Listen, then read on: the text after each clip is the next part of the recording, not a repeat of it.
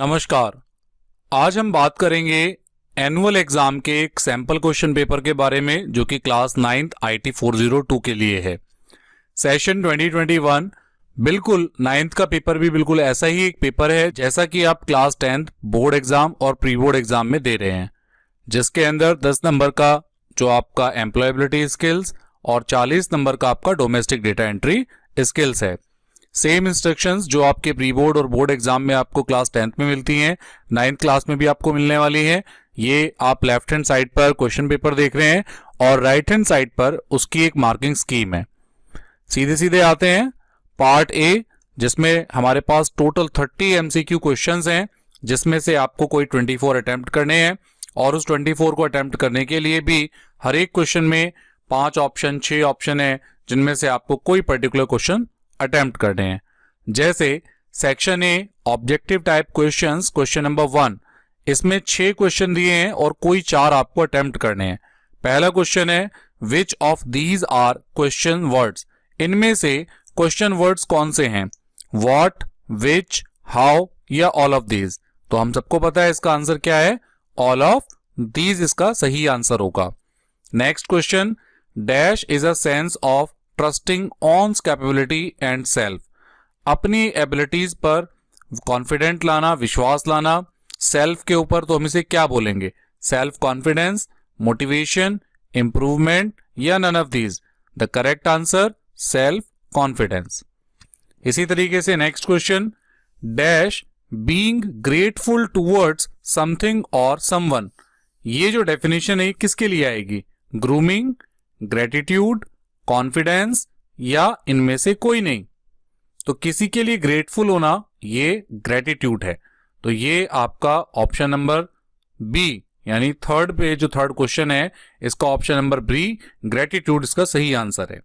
Next है what does GPS stand for, GPS की full form global positioning system, option number ए।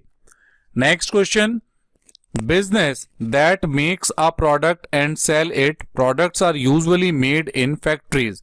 तो यहां पर कौन सा बिजनेस आएगा कि जहां पर प्रोडक्ट को सेल किया जाता है बनाने के बाद में और फैक्ट्री में इसको तैयार किया जाता है, मैन्युफैक्चरिंग, ट्रेड, प्रोडक्ट या इनमें से कोई नहीं। The correct answer manufacturing. उसके बाद नॉन रिन्यूएबल रिसोर्सेज कौन सी हैं, यहां पर कोल, पेट्रोलियम, एलपीजी या ऑल ऑफ दीज। तो करेक्ट आंसर इसका ऑल ऑफ दीज है, सारी की सारी ही नॉन रिन्यूएबल रिसोर्सेज हैं। क्वेश्चन नंबर 2, यहां पर आपको 6 क्वेश्चन है, कोई 5 अटेंड करने हैं। जीआईसी की full form global in house centre, CAD की full form computer aided design, the machine जो आपके ब्रेन की एक्टिविटीज को रिकॉर्ड करती है, EEG, all of the alphabets and numbers on the keyboard, keyboard पर सारे अल्फाबेट्स और नंबर्स को मिलाकर के क्या कहते हैं, the correct answer alphanumeric. Special keys labelled F1 to F12, इन्हें क्या कहते हैं, फंक्शन कीज। उसके बाद dash improves typing speed and accuracy, a touch typist never looks at the keyboard. तो इसका ऑप्शन सही है टच टाइपिंग, ऑप्शन नंबर ए। उसके बाद क्वेश्चन नंबर 3, यहां पर भी 6 क्वेश्चन है, कोई 5 अटेम्प्ट करने हैं। शॉर्टकट की कट के लिए Ctrl+X, रीडू के लिए Ctrl+Y, फाइंड और रिप्लेस के लिए कौन सा मेन्यू यूज करेंगे, तो एडिट मेन्यू यूज करेंगे। स्पेलिंग एंड ग्रामर के लिए कौन सा option, F7 option. Left alignment के लिए Ctrl+L और सेलेक्ट ऑल के लिए Ctrl+A option.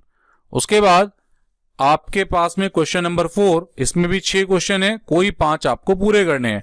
Spreadsheet applications, MS Excel, Libre Office Calc, Open Office Calc या all of these. The correct answer है इसका ऑल ऑफ दीज ऑप्शन। उसके बाद $A $1, ये एब्सोल्यूट मिक्स्ड रिलेटिव कौन सी रेफरेंसिंग का पार्ट है, तो ये हमारा एब्सोल्यूट रेफरेंसिंग का पार्ट है। A $1 ये हमारा मिक्स्ड रेफरेंसिंग का पार्ट है। कंपेयरिंग डेटा इन pairs, bar chart, pie chart, XY scatter charts या इनमें से कोई नहीं। तो जब पेयर्स में डेटा को कंपेयर किया जाता है तो यहां पर हम XY स्कैटर चार्ट्स का यूज करते हैं।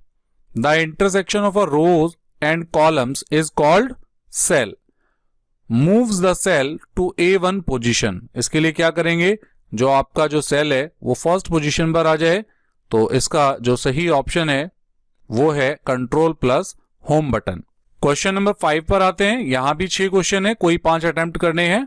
A presentation includes text, audio, images या सब कुछ। तो सही आंसर है सब कुछ, all of these.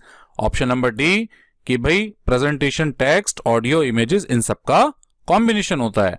Insert a new slide in an existing presentation, तो शॉर्टकट की कंट्रोल प्लस एम होगी। By default the presentation is saved with .odp format. It is the main view for working with individual slides. This view is used to format and design and to do add text, graphic and animation effect. कौन सा वो view है presentation में, impress में, जो normally सबके काम आता है, कॉमन होता है, तो वो आपका नॉर्मल व्यू है। It contains all the slides thumbnail. It is suitable for rearranging the slide order. It is used to sort slides with the drag and drop method.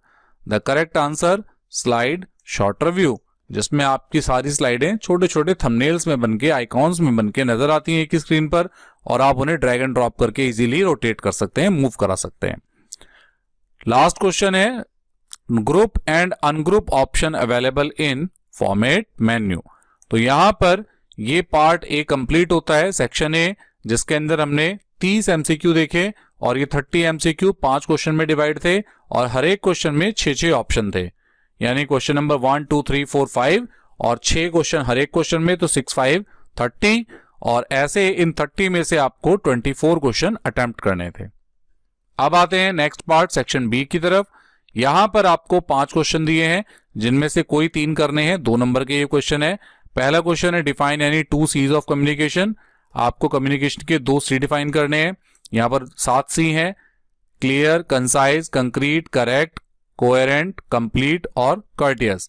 तो इनमें से भी आप कोई भी 2 को डिफाइन कर सकते हैं, इनकी डेफिनेशन हमने यहां मेंशन की हुई है।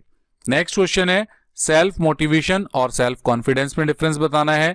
तो सेल्फ मोटिवेशन जो आपको मोटिवेट करती है पॉजिटिव वे में, जो आपको कहीं भी किसी भी काम को करने के लिए इंटरनली प्रिपेयर करती है। सेल्फ कॉन्फिडेंस जो आपको आपके ऊपर विश्वास दिलाती है, आपको आपके ऊपर ट्रस्ट दिलाती है। तो उसके लिए प्रॉपर क्या वर्डिंग हो सकती है वो हमने यहाँ मार्किंग स्कीम में दी है, तो इसे भी आप अपने लर्निंग पर्पस के लिए इस्तेमाल कर सकते हैं। Question number 8, what do you mean bye web browser and bandwidth. तो वेब ब्राउजर वो सॉफ्टवेयर होते हैं जिनके थ्रू हम इंटरनेट यूज करते हैं, और बैंडविड्थ हमारे इंटरनेट की स्पीड को कहते हैं। Define product and service business. तो प्रोडक्ट बिजनेस क्या है और सर्विस बिजनेस क्या है। जिस पर आप कोई माल परचेज करके सेल कर रहे हैं तो प्रोडक्ट है, और आप किसी माल को अगर किसी ने परचेज किया, आप आफ्टर उसकी सर्विस दे रहे हैं, आप उसको रिपेयर कर रहे हैं, आप उसकी साफ सफाई कर रहे हैं, तो ये सब सर्विस बिजनेस का पार्ट हो गया। What ways of conserving energy.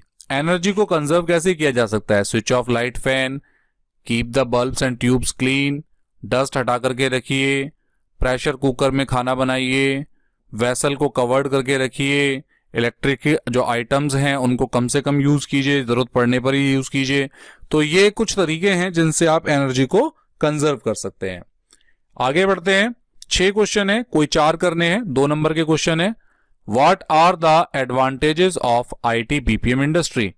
IT BPM industry के क्या फायदे हैं। तो यहां पर हमने कुछ फायदे लिखे हैं, A, B, C, इनमें से भी आप कोई भी फायदे लिख सकते हैं। तो ये आपका 2 नंबर का क्वेश्चन कंप्लीट हो जाएगा। उसके बाद फाइंड और रिप्लेस को आपको एक्सप्लेन करना है। तो फाइंड और रिप्लेस दोनों ऑप्शन एक साथ ही चलते हैं।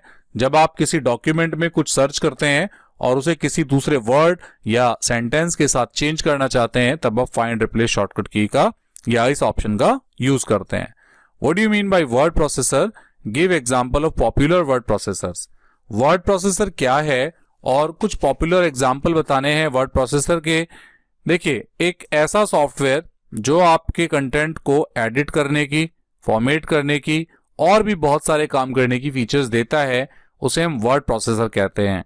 मेनली बहुत सारे पॉपुलर वर्ड प्रोसेसर हैं मार्केट में। सबसे ज्यादा पॉपुलर आपका माइक्रोसॉफ्ट वर्ड है, उसके बाद फिर आपका लिब्रे ऑफिस राइटर है, ओपन ऑफिस राइटर है, गूगल डॉक्स है जो आपका ऑनलाइन ही आपका कंटेंट क्रिएट करता है और आपके डेटा को आसानी से सेव करके रखता है। तो ये कुछ पॉपुलर वर्ड प्रोसेसर्स के नाम हैं और एक वर्ड प्रोसेसर की जो एग्जैक्ट डेफिनेशन है जो आपके कंटेंट को आपके डॉक्यूमेंट में एडिट करने की फीचर देता है। What do you mean by name box and active cell?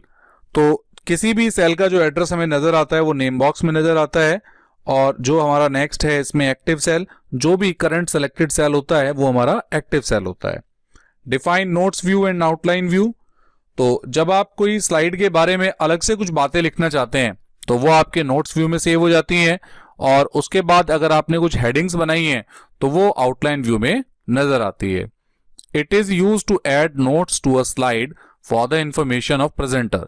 जो प्रेजेंटेशन को प्रेजेंट कर रहे हैं वो अपने लिए कुछ एडिशनल नोट्स लिखना चाहते हैं तो वो नोट्स व्यू में नोट्स पेज पर लिख देते हैं और नोट्स व्यू के थ्रू उन्हें देखा जा सकता है। इसी तरीके से आपकी स्लाइड पर अगर बहुत सारा कंटेंट है तो उसमें हेडिंग वर्ड्स को निकाल करके आउटलाइन में रखा जाता है, वहां पर आप चीजें देख सकते हैं। What do you mean by slide transition? तो movement of the slide is called slide transition. जब आपकी स्लाइड पर आना और जाना होता है और उस आने और जाने पर कोई इफेक्ट अप्लाई होता है तो ये स्लाइड ट्रांजिशन होता है। अब हम आते हैं नेक्स्ट, जो कि हमारा पार्ट सी है। पार्ट ए हमारे ऑब्जेक्टिव क्वेश्चन थे, पार्ट बी हमारे सब्जेक्टिव क्वेश्चन है जिसमें हमने 2-2 नंबर के क्वेश्चन देखे, और अब हम आते हैं अपने पार्ट सी जो कि लास्ट सेक्शन है जिसमें हमारे पास 4 नंबर के क्वेश्चन है। 5 में से कोई 3 क्वेश्चन हमें करने हैं।